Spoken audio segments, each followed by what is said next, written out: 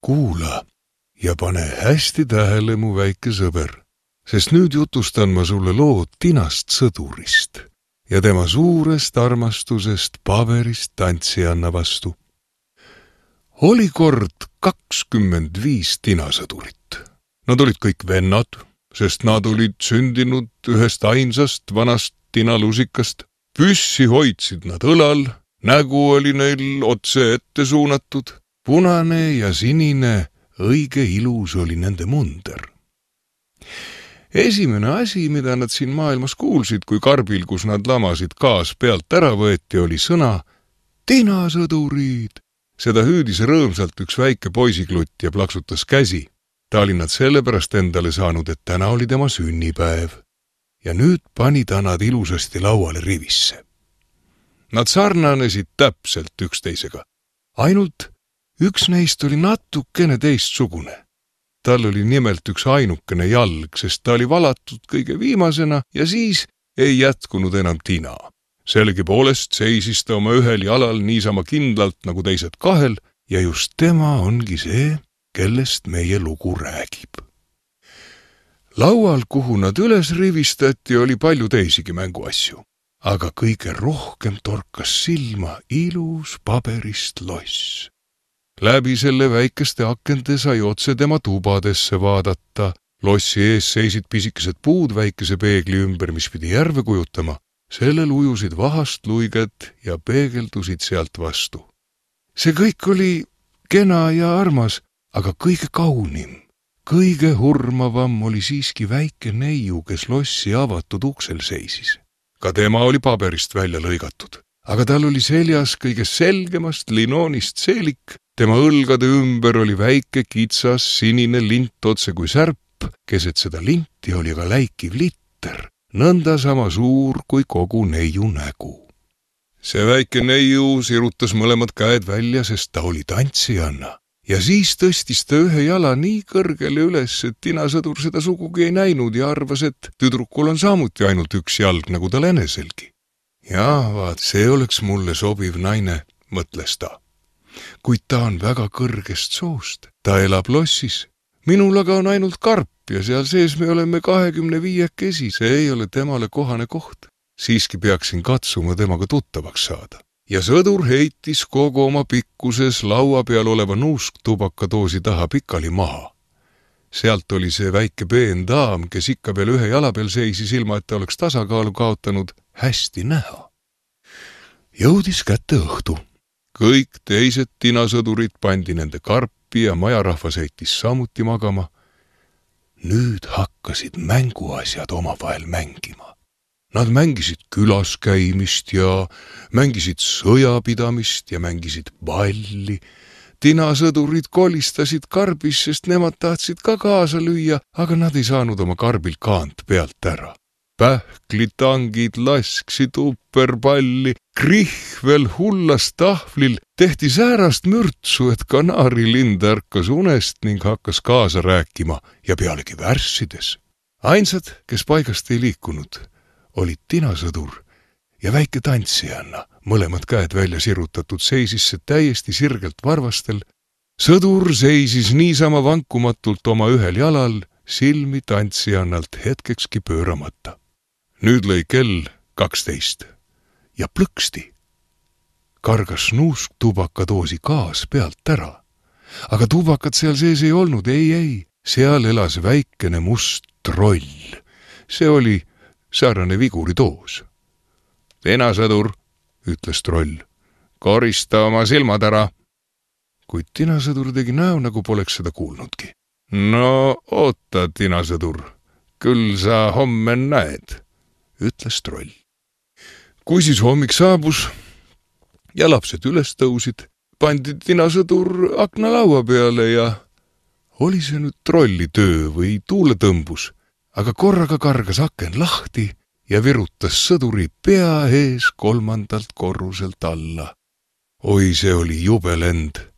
Jalg oli tal vastu taevast ja ta jäi mütsi peale seisma, tääk sillutus kivide vahel kinni. Teenja tüdruk ja väike poiss läksid kohe alla otsima, aga kuigi nad talle peaaegu peale pidid astuma, ei näinud nad teda sellegi poolest. Kui tinasõdur oleks vahest hüüdnud, siin ma olen, küll nad ta siis üles oleksid leidnud. Kuid ta ei pidanud sündsaks valju häälega karjuda, ta oli ju ometi vormi riietuses. Siis hakkas sadama vihma, piisad muutusid ikka tihedamaks ja tihedamaks, vihma valas nagu oavarrest. Kui vihm üle oli jäänud, tulid 2 uulitsapoissi. Näe, vaata, ütles üks. Seal on tinasõdur maas, paneme ta paadiga sõitma. Ja siis meisterdasid nad ajalehest lootsiku, panid tinasõduri selle sisse ja nüüd sõitis see mööda Rentslit edasi, mõlemad poisid jooksid aga kõrval ja plaksutasid käsi. Halasta ja hoia, millised lained olid seal Rentslis ja kui kiire oli veevool. No ja oli ju ka päris padu vihma sadanud. Paberist lootsik hüples üles alla, keerles vahetevahel ringi, nii et tinasõdur rappus, kuid ta jäi vankumatuks. Tema näoilme ei muutunud, ta vaatas otse enda ette ja hoidis püssi kindlalt õlal. Korraga vajus lootsik pikka Rentsli truubi alla. Seal oli niisama pime, nagu ta oleks olnud oma karbis. Ei tea, kuhu ma nüüd küll satun, mõtles sõdur. Ja, see on ikka trolli süü. Kui ka see väike neiuke siin paadis oleks, siis võiksin minu poolest veel poole pimedamgi olla. Samas tuli suur vesirott, kes Rentsli truubi all elas. Kas sul passi on? Küsis rott. Anna pass siia. Kuid tinasõdur oli vakka ja hoidis püssi veelgi kõvemini. Lootsik sõitis edasi ning rott tormas talle järele. Kuidas ta hambaid kiristas ja puupulkadele ja õlekõrtele hüüdis. Pidage kinni, ta ei ole tolli maksnud, ta ei ole passi näidanud. Ent vool muutus aina kärdamaks. Tinasõdur silmas eespool, kus truup lõppes juba päevavalgust.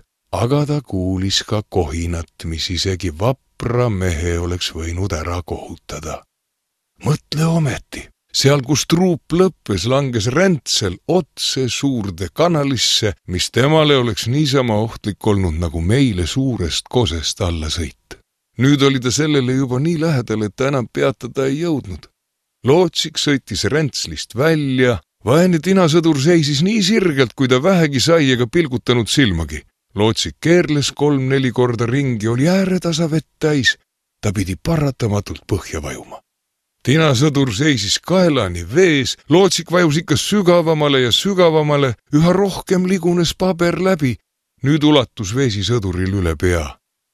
Siis mõtles ta tolle väikese võluva tantsijanna peale, keda ta enam iialgi näha ei saa, ja tinasõduri kõrvus kõlas. Sõida, sõjamees, surma pead sa leidma. Siis läks läbi ligunenud paber katki, tinasõdur vajus sellest läbi, ja samas neelas üks suur kala ta alla. Oi, kui pime oli kala kõhus. Seal oli veel hullem kui Rentsli truubi all ja pealegi oli seal nii kitsas, kuid tinasõdur oli vankumatu ja lamas kogu oma pikkuses püssõlal. Kala viskles sinna-tänna, tegi kõige jubedamaid liigutusi, viimaks jäi ta täiesti liikumatuks. Temast käis nagu välgusähvatus läbi. Valgus paistis päris selgelt ja keegi hüüdis valju häälega tinasõdur. Aga lugu oli nõnda, et kala oli kinni püütud, turule viidud, ära müüdud ja kööki sattunud, kus köögitüdruk teda parajasti suure noaga lahti lõikas. Ta võttis sõduril 2 sõrmega piha ümbert kinni ja viis ta tuppa, kus kõik tahtsid säärast kummalist mehikest näha saada, kes kala kõhus ringi oli rännanud, kuid tinasõdur ise polnud sugugi uhke. Ta pandi lauale püsti ja seal, kui imelikult siin maailmas võib vahel minna. Tinasõdur nägi, et ta on samas toas, kus oli olnud varemalt. Ta nägi samu lapsi ja samad mänguasjad olid laual. Ta nägi kaunist lossi ja väikest võluvat tantsijannat. Too seisis ikka veel ühel jalal, teine oli tal kõrgele üles tõstetud, ka tema oli vankumatu. See liigutas tinasõdurit, peaaegu pidi ta tinast pisaraid valama hakkama, aga see ei sobinud. Ta vaatas tantsijannale otsa ja too vaatas temale otsa ja nad ei lausunud kumbki sõnagi. Korraga, taevas küll teab mis pärast, Korraga võttis üks poisikluttidest kätte ja viskas sõduri küdevasse ahju. Tal ei olnud selleks mitte mingit põhjust. Ometi tegi ta seda. Kindlasti oli selles süüdi troll seal tubakadoosis. Tinasõdur seisis heledas valguses ja tundis kohutavat kuumust. Aga kas see oli nüüd tingitud tulest või tõeliselt suurest armastusest, seda ta ei teadnud. Värvid olid tal täiesti ära tulnud. Kas see oli sündinud reisi ajal või oli see tingitud murest, seda ei osanud keegi öelda. Tinasõdur vaatas väikest neiukest ja neiu vaatas teda ja sõdur tundis, et ta sulab, aga ikka veel seisis ta vankumatult püssõlal. Siis läks uks lahti. Tuul haaras tantsijannast kinni ja ta lendas just nagu sülfiid otse ahju tinasõduri juurde, süttis seal heleda leegina põlema ja oligi läinud. Ja siis sulas ka tinasõdur väikeseks tombuks kokku ning kui teenija järgmisel päeval ahjust tuhka välja võttis, leidis ta tema pisikese tinasüdame kujul. Tantsijannast seevastu oli järele jäänud ainult litter ja see oli põlenud süsimustaks.